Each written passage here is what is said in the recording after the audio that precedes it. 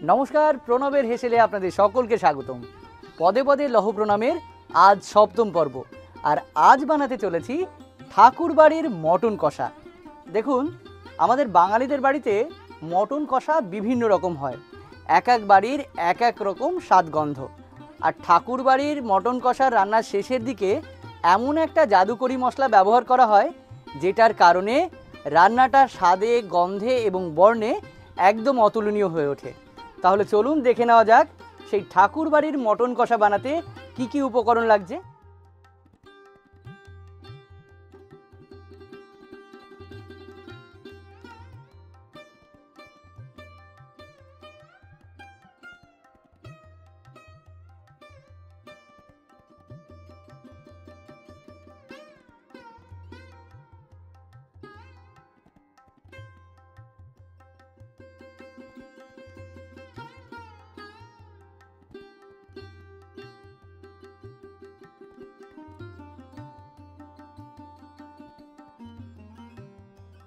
প্রথমে পেঁয়াজ কুচি দিয়ে মাংসটাকে সেদ্ধ করে নেব।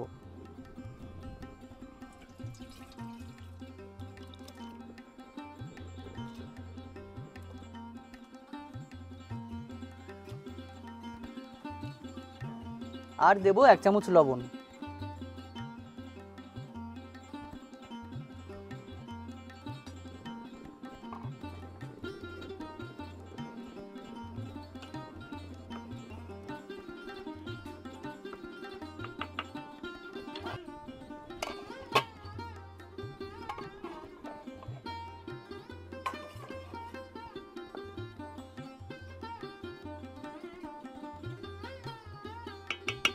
মাংস সেদ্ধ হয়ে গেছে, এবার নাবিয়ে জল ঝরাতে দেব।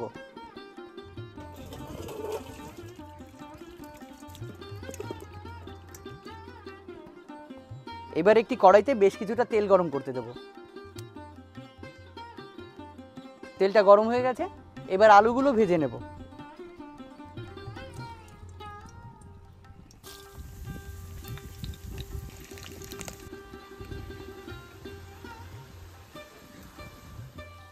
আলুগুলো ভাজা হয়ে গেছে, এবার তুলে নেব।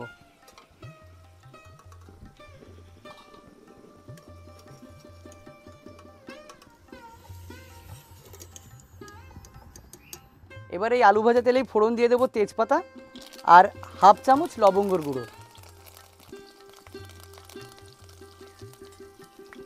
এবার দেব কুচনো পেঁয়াজ।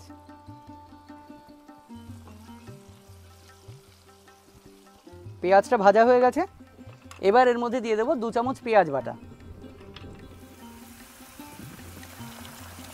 আর দেব 2 চামচ রসুন বাটা, 2 চামচ আদা বাটা, আর দেব 2 চামচ লঙ্কা বাটা।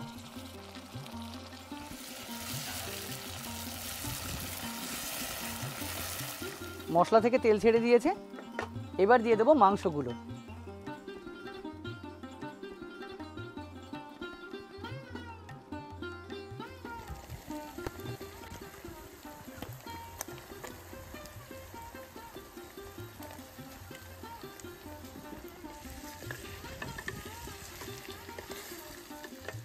এবার দিয়ে দেবো 2 চামচ কাশ্মীরি লঙ্কার গুঁড়ো।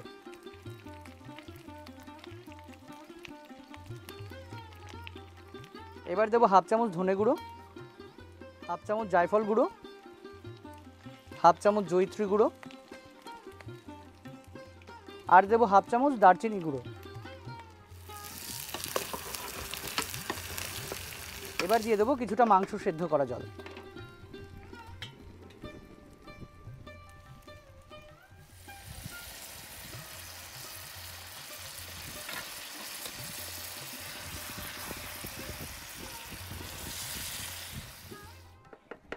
এবার দিয়ে দেবো ভেজে রাখা আলুগুলো।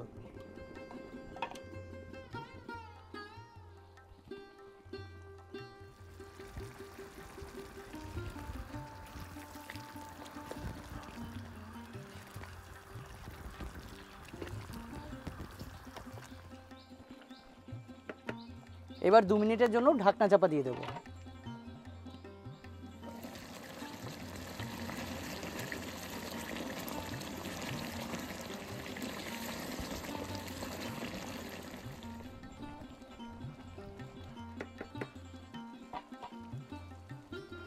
এবার দিয়ে দেবো ফ্যাটানো টক দই।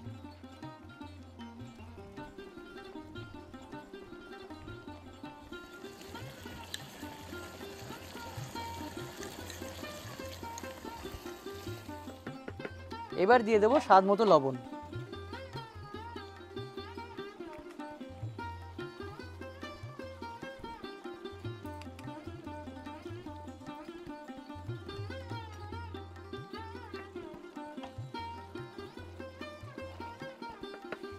এবার এর মধ্যে দিয়ে দেবো আরও বেশ কিছুটা মাংস সেদ্ধ করা জল।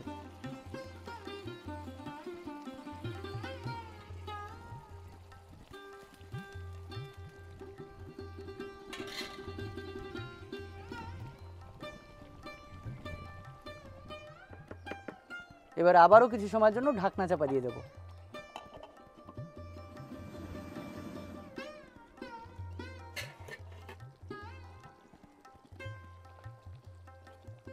ঝোলটা ঘন হয়ে গেছে, মাংসটা রান্না শেষের পথে। এবার সেই জাদুকরি মশলা তৈরি করার সময়। প্রথমে দিয়ে দেবো 2 চামচ ঘি,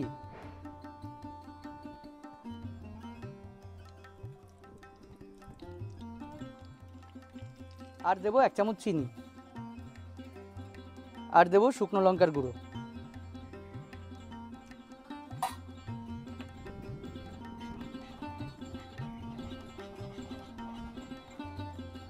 এবার এই জাদুকরি মশলাটা মাংসের সঙ্গে মিশিয়ে নিলেই তৈরি ঠাকুর বাড়ির মটন কষা।